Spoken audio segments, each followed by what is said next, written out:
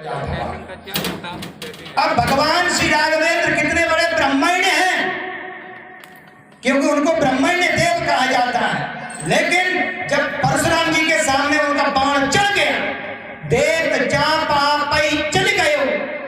वो चाप को चाहते थे कि ये लक्ष्मी के पति भगवान विष्णु का ये अवतार होगा तो ये इस प्रत्यंचा को चढ़ा देंगे, लेकिन ये तो महाविष्णु का अवतार था।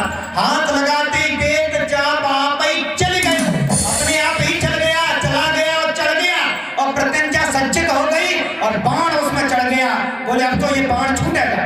महर्षि अब आप बताइए कि ये मैं आपका शारीरिक वध नहीं कर सकता, क्योंकि आप ब्राह्मण हैं और आप युद्ध करेंगे नहीं, युद्ध में अलग बात होती है, लेकिन अब ये चलेगा आपके ऊपर। अब आप बताएं कि आपकी तपस्या के द्वारा अर्जित लोगों को नष्ट कर दूं या आपकी अव्याहत गति को नष्ट कर दूं। तो कहा कि मेरे लोगों को नष्ट कर दें प्रभु, मेरी अव्याहत गति को नष्ट न करें, कि मैं इस पृथ्वी को जीत करके ब्राह्मणों को दान कर चुका हूँ। रात्रि में मैं इसमें शयन नहीं करता, महेंद्र पर्वत पर ही जाकर के विश्राम करता हूँ। इसलिए आप मेरी अव्याहत गति को न काटें और हमारे लोगों का उत्सर्जन कर दें। भगवान श्री राघवेंद्र ने उस बाण को छोड़ा और वे लोग नष्ट हो गए। उन लोगों के नष्ट होने से हो गई भगवान परशुराम की कीर्ति नष्ट, और कीर्ति से हो गया उनका अभिमान। इस प्रकार तो भगवान का अमोघ बाण है, वो छूट जाता है तो जो कभी विफल नहीं जाता। ये बात जानते थे समुद्र देवता, इसलिए वो कोपित कर दिया और बाण विकराल चढ़ गया। तो बोले अब हमारे उत्तर तट में रहने वाले राक्षसों के ऊपर हमारे भाग में डाल दीजिए। वो समुद्र शुष्क हो गया उतना क्षेत्र, और वहां के राक्षस भी मर करके शांत हो गए। अब हनुमान जी महाराज देखिए जा रहे हैं और उनसे कहा था कि जाकर के ते मैनाक हो श्रमहारी, तो मैनाक पर्वत जाकर के खड़ा हो गया। हनुमान जी महाराज इधर से आ रहे हैं, इतनी तीव्र गति है, बड़ी विकराल गति से हनुमान जी महाराज जा रहे हैं, बड़ी तीव्र गति से। बीच में से वो अपने पक्षधारी स्वर्ण श्रृंगों वाला, उसके श्रृंग स्वर्ण के हैं और पक्ष उसके हैं। एक ही ऐसा पर्वत है जिसके पंख हैं, और पर्वतों के पंखों को इंद्र ने वज्र से काट दिया था। ये बात स्वयं मैनाक ने हनुमान जी से कहा कि मैं तुम्हारे पिता पवन देव की कृपा से ही बच पाया हूँ, और मेरे आज पंख हैं और मैं उनसे उपकृत हूँ, इसीलिए तुम्हारी सेवा करना चाहता हूँ। जब मैनाक पर्वत वहां से एकदम खड़ा हो गया, इधर से हनुमान जी जा रहे थे तो हनुमान जी के वक्षस्थल की टक्कर लगी, जिससे कई जो मीलों वो आगे सड़क गया, खिसक गया, और उसके कई स्वर्णिम शिखर टूट करके जल में निमग्न हो गए। तब वह अपने मन मानवीय शरीर से उस पर्वत के ऊपर प्रकट हुआ और उसने कहा, हे पुत्र, मैं अपने अधिकार से तुम्हें वत्स कह रहा हूं, मैं तुम्हारा पितृव्य हूं, यानी चाचा हूं। तब उनको निवेदन किया कि मैं जो है आकर के आपकी सेवा करना चाहता हूं, आप हमारे ऊपर विश्राम कर लें। तो हनुमान जी ने यही कहा कि नहीं, मैंने अपने जो है सभी को वचन दिया है, मैं आपके ऊपर विश्राम नहीं कर सकता, और आपका सम्मान रखने के लिए हाथ का स्पर्श कर दिया, ये मर्यादा है। हनुमान तय परसा कपि मन कीन विचार।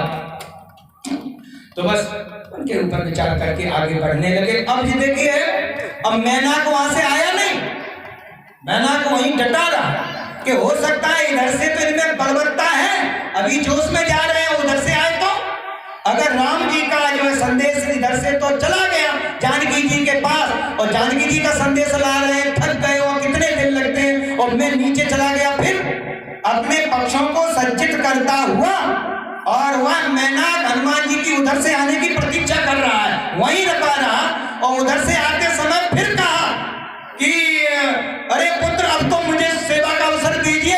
बोले पितृ भी ठीक है, अब तो इतना उत्साह है कि हमें अपने उन बंधुओं से जाकर के मिलना है, और तुम्हारे पुत्र में पितृव्य अभी इतनी सामर्थ्य है कि यहाँ से फिर कई बार मिलता जा सकता है।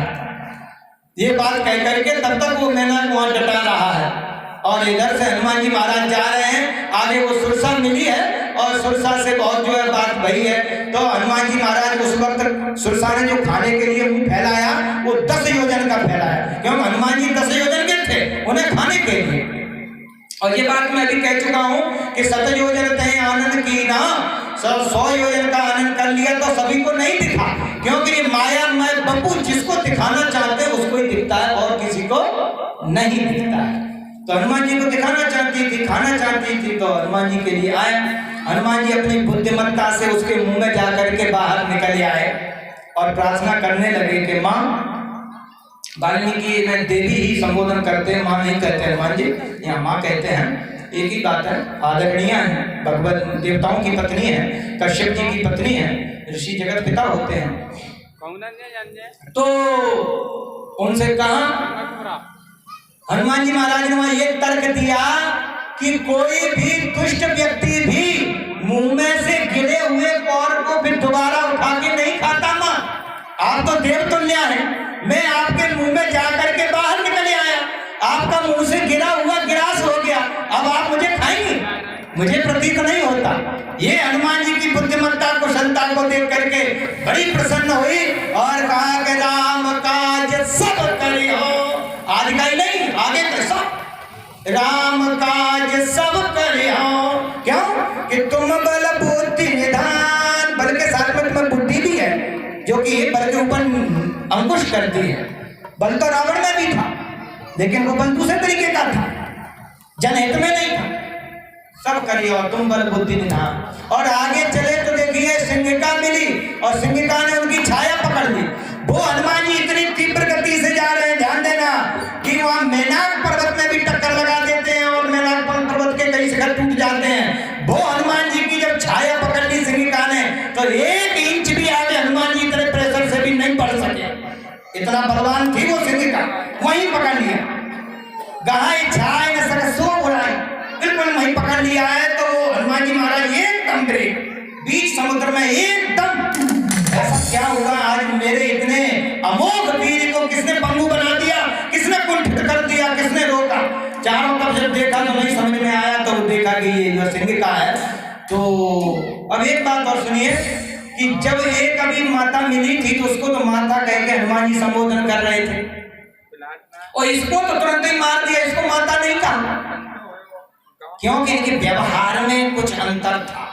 वो वास्तविक माता थी तो उसने पहले आज्ञा ली, पहले बताया कि आज सुरन मोए दीन आहारा, आज देवताओं ने मुझे तुम्हारा आहार बना करके मुझे प्रकट किया है और तुम मुझे आहार के रूप में आज प्राप्त हो गए। तो उसको माता कहे हनुमान जी, क्यों? कि देवताओं की इतनी सामर्थ्य कि मुझे आहार बना दे, इसका देवताओं की इतनी सामर्थ्य नहीं है कि रामदूत हनुमान जी को और सुरसा का आहार बना करके नियुक्त करते हैं। लगता है देवताओं को कोई षड्यंत्र है, इसलिए माता कह करके संबोधन किया। विद्वान और वरिष्ठ तुरंत समझ गए थे उसी बात, और ये बिना कहे, बिना संदेश दिए एकदम इसने मेरा जो संदेश कार्य में विघ्न डाला है, इसलिए ये राक्षस नहीं है,